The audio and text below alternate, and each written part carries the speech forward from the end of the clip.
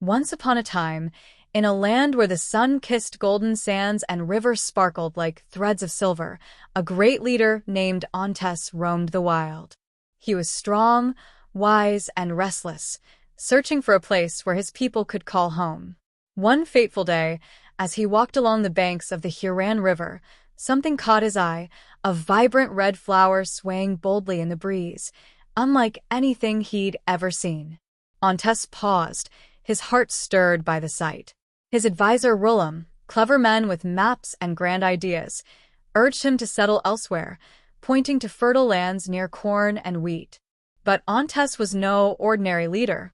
He believed in signs, in whispers of the divine. "This flower," he declared, "is the heart of our future. Here, we will build." And so, the first city rose from the earth, its walls echoing the strength and dreams of its founder. They named it Mac, a name as short and powerful as the wind's roar. The people thrived, planting fields and raising towers, their laughter and toil weaving a story that would one day shape the world. Thus began the tale of Assyria, born not of politics or power, but of a single red flower, a leader's courage, and the unyielding will to believe in the extraordinary. It didn't take long for Ontes and his people to discover they had neighbors, Persians, led by a bold chief named Cyrus. When Ontes heard the news, he smiled.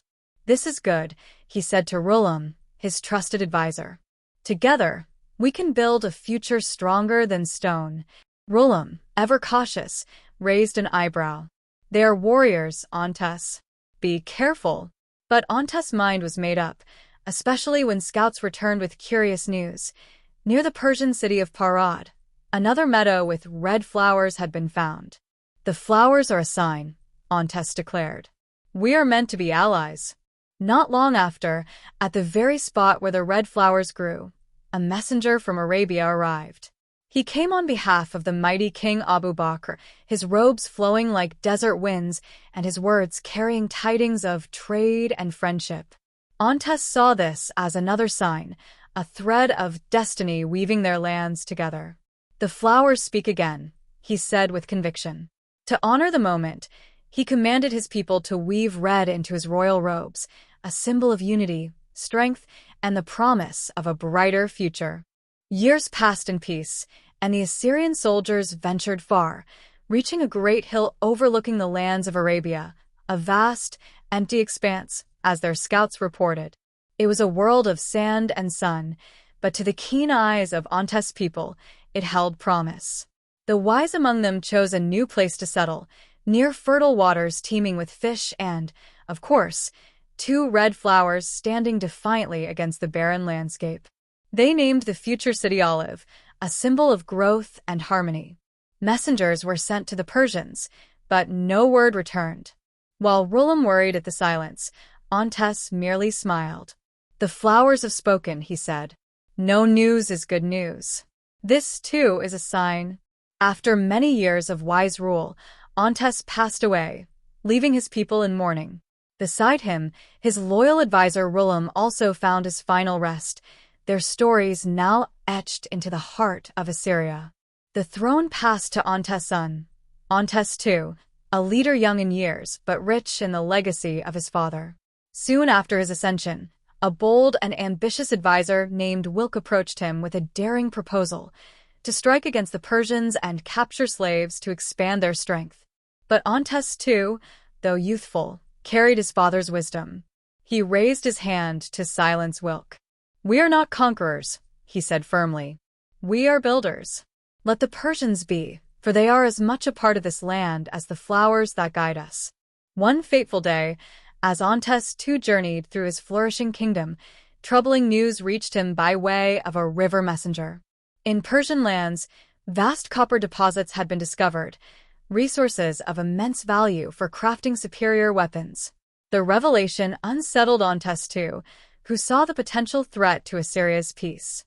Wilk, his advisor, ever the pragmatist, seized the moment. "This changes everything," he argued. "We must act.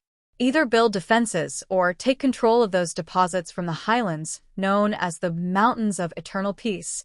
Reluctantly, Ontes II gave his consent. He ordered a single elite unit, the famed Guardians, to secure the mountains. They were tasked not to provoke, but to protect Assyria's interests, standing as silent sentinels over the region. When the Persians learned of Assyrian troops are going to the newly claimed Assyrian hills, near the coveted copper deposits, their response was swift and severe.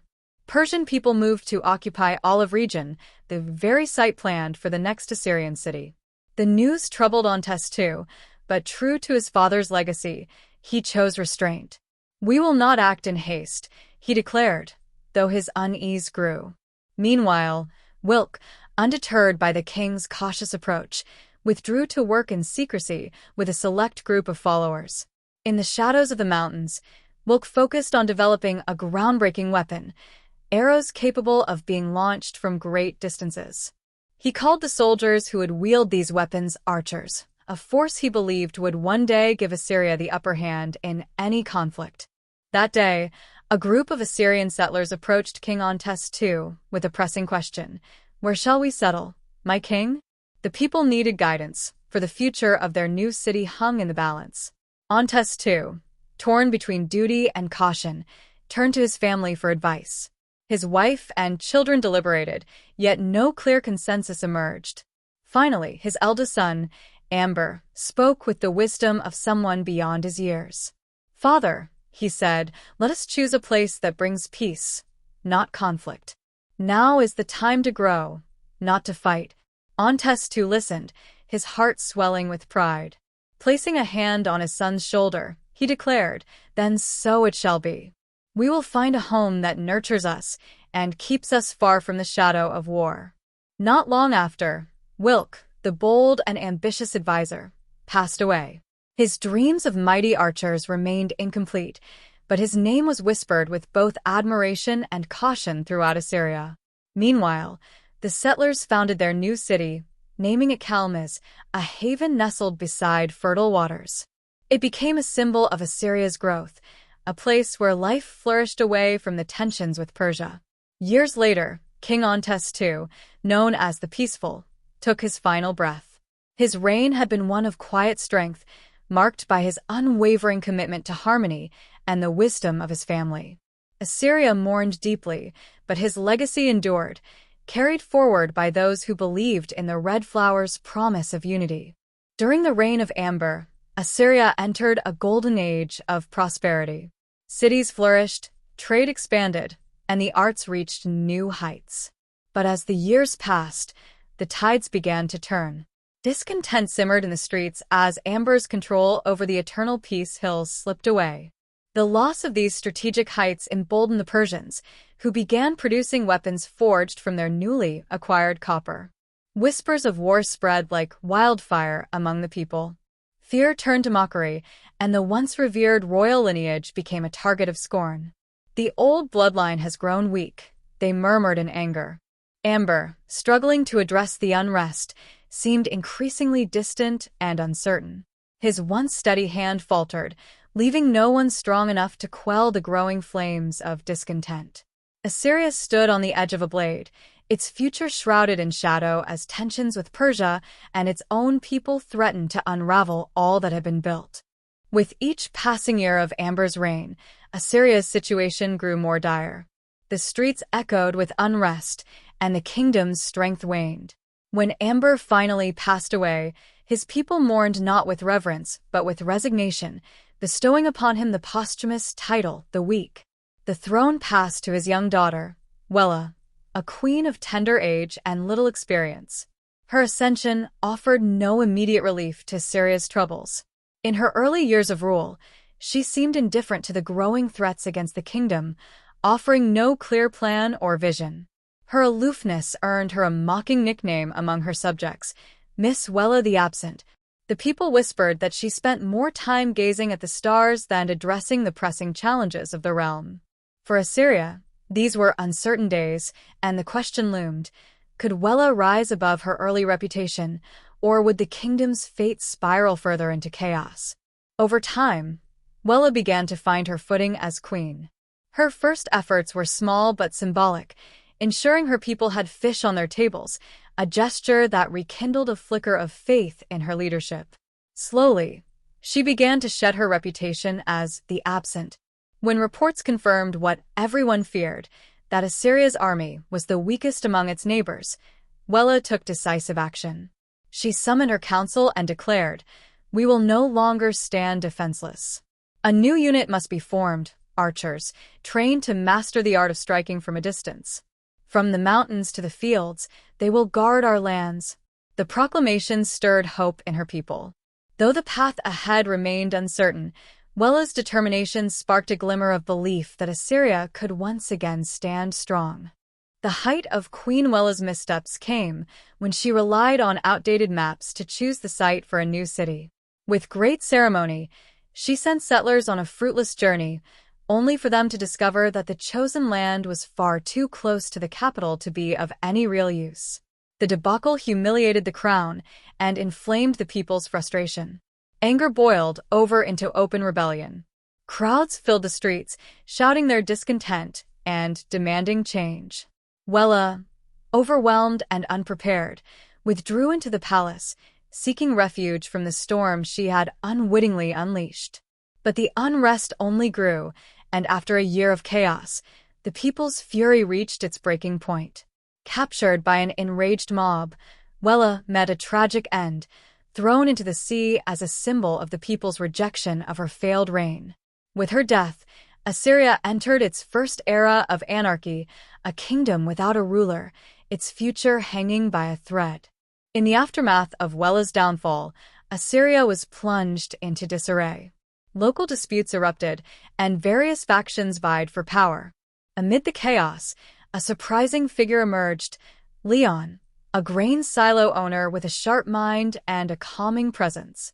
Known as the Seed for his role in feeding the hungry during the famine, Leon's influence grew steadily. Leon had a plan, one rooted in practicality and unity. He proposed building a network of roads to transport grain efficiently to the capital, ensuring no one would go hungry and easing the unrest that had plagued the kingdom. His vision resonated with the people, who longed for stability and order. As the roads began to take shape, so did the people's trust in Leon. His practical leadership and focus on rebuilding Assyria gave hope to a nation still reeling from its recent turmoil. Little by little, Leon the Seed became the unlikely leader Assyria needed. Leon the Seed wasted no time solidifying his authority and working toward the revival of Assyria. Recognizing the need for infrastructure, he oversaw the development of advanced road-building techniques. These new roads not only sped up the delivery of grain, but also connected distant regions, fostering trade and communication like never before.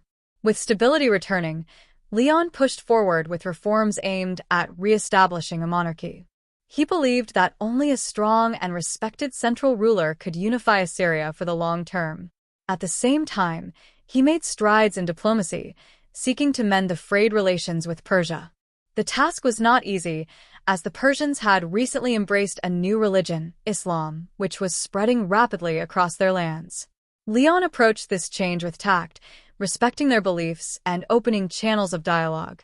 Through careful negotiation, he began laying the groundwork for an uneasy but vital peace between the two nations.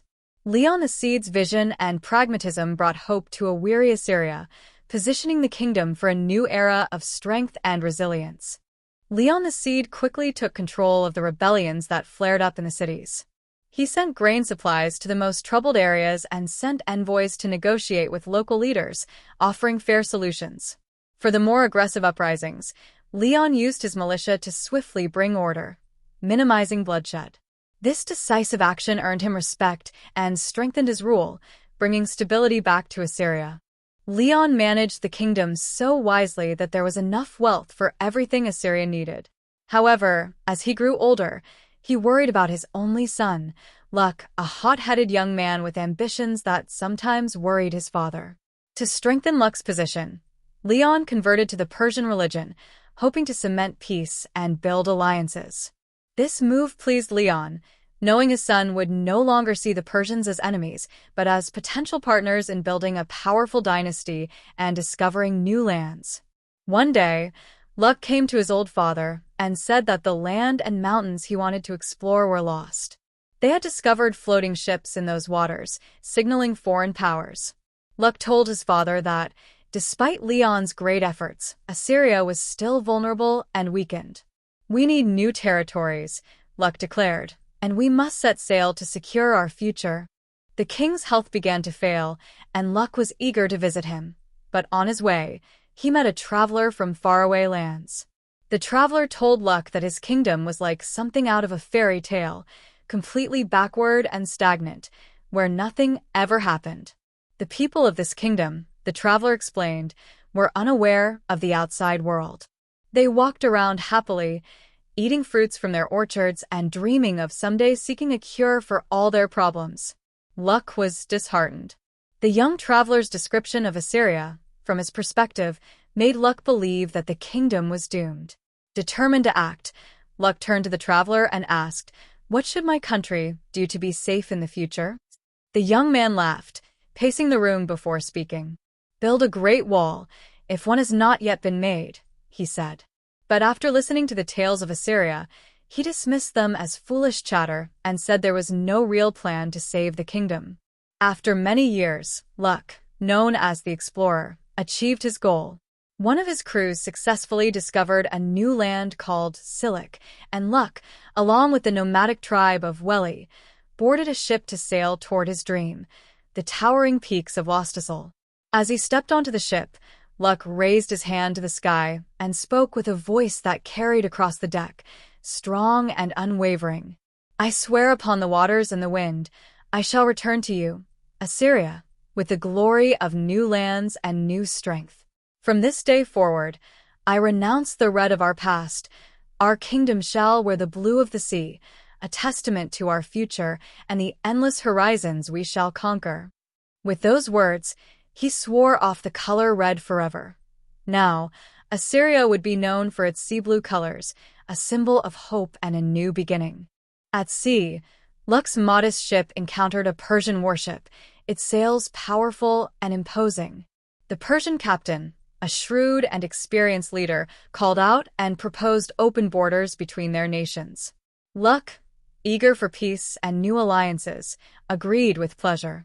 He saw this as an opportunity to finally send his explorers to map the new continent, ensuring Assyria's future was secured and its influence expanded. Meanwhile, Assyrian scouts reached the capital of Persia and, upon visiting the local garrison, took note of the vast and formidable Persian army. It was a sight to behold: chariots, spearmen, a powerful fleet, archers, and even the feared immortals, legendary for their unwavering strength. The scouts remembered the old promises of the previous dynasty, which claimed that peace with Persia was the greatest blessing. Now, as they returned to report, the weight of that promise felt heavier than ever, and the potential challenges of maintaining peace loomed large over Assyria's future. Meanwhile, King Luck decided not to return to Assyria, but to sail even further. He left his homeland without an heir, promising to return one day, but no one believed him anymore. Assyria fell into uncertainty, its future unclear as the people whispered tales of the king who ventured beyond the horizon, leaving them to wonder if they would ever see him again. During this time, a local merchant from Kalmiz named Ilam established an important treaty with the most powerful nation, Arabia. In exchange for Assyria's prized opium, known as the Red Gold, Ilam secured horses, a valuable asset that would strengthen Assyria's position and trade influence. This deal brought newfound prosperity and power to the kingdom, sparking hope that Assyria could thrive even without King Luck's return. A few years later, news arrived that King Luck had died during his journey. He left no heirs, and with his passing, Assyria was left in a power vacuum. During this time, the powerful merchant Ilam, who owned vast plantations, introduced slavery, which quickly spread throughout the country. Though the Persians did not recognize Ilam as king, his influence grew through local connections and control over the plantations along the river, effectively making Ilam and his family the rulers of Assyria. Ilam gradually consolidated his power in Assyria, and the people, surprisingly, did not complain. A city was founded on the island of Silic, and scouts reported that the Arabian army was as formidable as the Persian one. Ilam called upon scholars to come up with solutions to pull the country out of trouble. Proposals of distant expeditions and building a new army were discussed, but none satisfied Ilam. Frustrated, he visited a soothsayer, who spoke to him in cryptic words. When the Persians and Arabs turn on each other, our dogs should gather the spoils from the fields.